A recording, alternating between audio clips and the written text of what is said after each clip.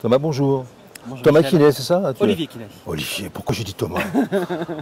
Ah ben voilà Guillaume qui arrive. Ah voilà, Guillaume, Impeccable.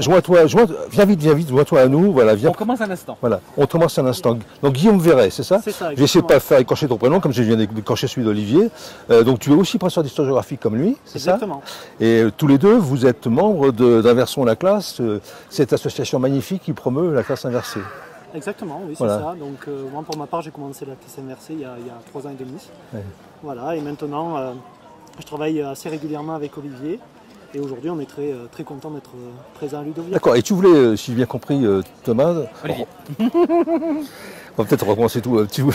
Tu voulais spécifiquement nous parler, peut-être de manière plus spécifique, de parler des défis Twitter, c'est ça? C'est ça, on travaille beaucoup avec Guillaume, on s'est rencontrés via Twitter et on s'est rendu compte qu'on habitait à 15 km de distance et qu'on travaillait tous les deux en Dordogne. Ouais. Donc on a commencé à Et travailler c'est où ça ensemble. se passe où exactement? C'est où, les Dordogne? Alors moi je suis à Montpont-Ménestérol, à la limite de la Dordogne et de la Gironde, à D'accord. l'ouest. Et Guillaume? Et tout à fait, moi, j'habite à côté de Périgueux, en fait. Donc, plein centre de la Dordogne. Oui, je vous sais. Oui. Voilà. Et donc on a travaillé ensemble sur la classe inversée et puis on a eu l'idée tous les deux de mettre en place des tweets défis avec nos classes.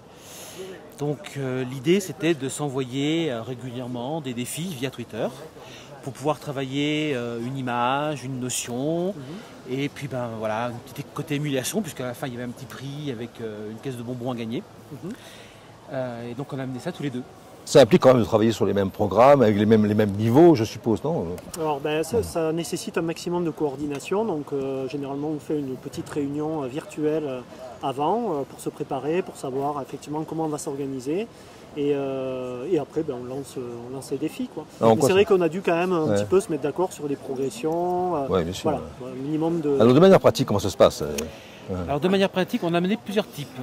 Premier type, le lundi matin par exemple, moi j'ai ma classe de 4e. Je savais que le lundi il avait ses 4e plus tard, donc je lui ai envoyé son défi. D'accord.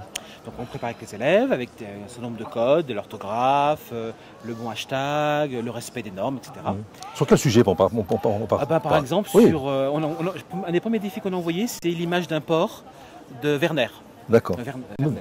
D'accord. Vernet. Werner, voilà. Ça peut être Bordeaux, Marseille, et les élèves devaient le décrire et puis donner des renseignements par rapport au cours d'histoire C'est ça. que l'on avait. Voilà. Avec des références historiques. Voilà. Des références historiques, ça peut être aussi en géographie, un travail sur le paysage. Bien sûr. Par exemple, la ZIP de Dubaï, donc une zone industrielle-portuaire, et donc les élèves avaient, donc c'était d'autres élèves qui avaient préparé, bien entendu, choisi ce paysage.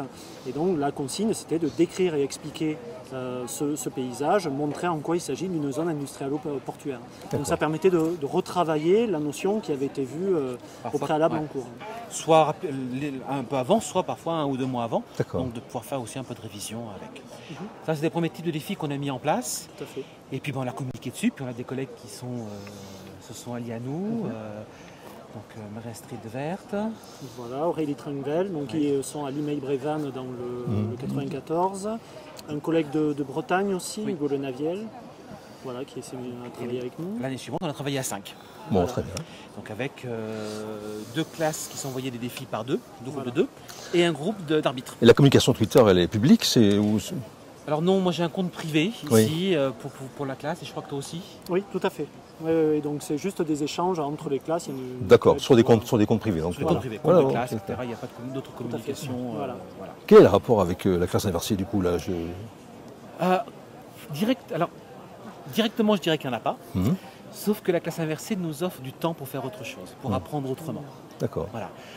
On a pu, c'était notre envie à tous les deux qu'on s'est un peu lancé dans la classe inversée, c'est travailler par compétences, enrichir les connaissances, approfondir tout ça, avoir du temps avec les élèves pour faire autre chose que copier du cours. Pour résumer de façon extrêmement simpliste. Hein. Et donc là, on avait un peu de temps, je ne dis pas qu'on en a beaucoup, hein, mais pour pouvoir travailler autrement et pouvoir se dans ces défis qui au final ne prennent pas beaucoup de temps. Hein.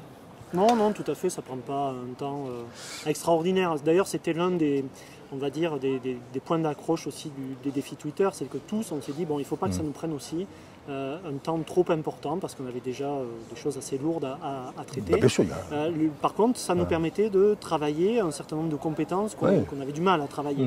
Le côté coopération, on fait travailler nos élèves en coopération habituellement, on travaille tous plus ou moins en îlot, etc. Mais là, on franchissait un pas supplémentaire qui était de coopérer, de travailler avec aussi d'autres élèves, d'autres établissements, de se confronter à d'autres manières de voir aussi, parce qu'on leur a demandé aussi de se présenter aussi lors des deuxièmes défis de la deuxième année, et c'est un moment assez intéressant pour ça. Voilà. Et il y a aussi bien sûr la compétence du numérique, c'est-à-dire construire une culture du numérique, c'est connaître des outils, mais c'est aussi voir quelles pratiques ils peuvent avoir de ce numérique. Et là c'est vrai que du coup dans le contexte, on les voit utiliser des réseaux sociaux, et on sait à peu près où ils se situent. En disant non, mais moi sur mon compte Facebook, je fais pas comme ça, je fais attention à ci, je fais attention à ça. Et ça, pour moi, c'était quelque chose de nouveau. Même remarque pour toi? Oui, pareil. Ouais. Oui, construire la culture numérique. Et c'est vrai que quand on parle réseaux sociaux dans nos établissements, tout de suite avec les élèves, la réticence. Et parce qu'on a vu des choses aussi, voilà. Voilà, ça s'appelle l'exercice de la liberté d'expression. Voilà. Il y a quelques années, on avait un blog. Ça s'apprend, quoi. Voilà. Au collège, on avait un blog, et puis il y a sur une page Facebook une élève qui a insulté un prof, le blog a sauté. Voilà, des choses un peu bêtes. Donc il faut les éduquer à ça. C'est pas bête, c'est lamentable. Enfin, voilà. Moi, donc ça permet d'avoir une culture un petit peu différente et de leur présenter un réseau social qu'ils ne connaissent pas forcément. Vous avez l'un et l'autre, pardon, je parle la chose plus terre à terre, vous avez l'un et l'autre un nombre de badges impressionnants sur vos des petites rondelles là. Oui. Ça fait longtemps que vous venez à Ludovia ou pas? Non, non, pas du tout. C'est une première pour moi. Ah bon? Oui, Et alors, du coup, ça me permet de relancer sur cette question. Vous en pensez quoi de cet événement-là aussi là? Vous vous sentez à l'aise? Vous êtes chez vous? Pour l'instant, oui. Moi, j'ai envie de dire oui, tout à fait. Même, cette pré-rentrée, cette pré-rentrée? Pré-rentrée, on est surtout en présence de collègues qui sont aussi avides que nous de changer, de réfléchir, d'échanger, je pense. C'est pour ça que d'ailleurs je suis arrivé un petit peu en retard, parce qu'on était justement en train d'échanger avec des collègues on se laisse attraper à ça. On se laisse attraper par les choses. On se laisse facilement attraper, effectivement. Merci beaucoup de votre venue, et puis bon Ludovia pour la suite. Merci. Merci. Merci.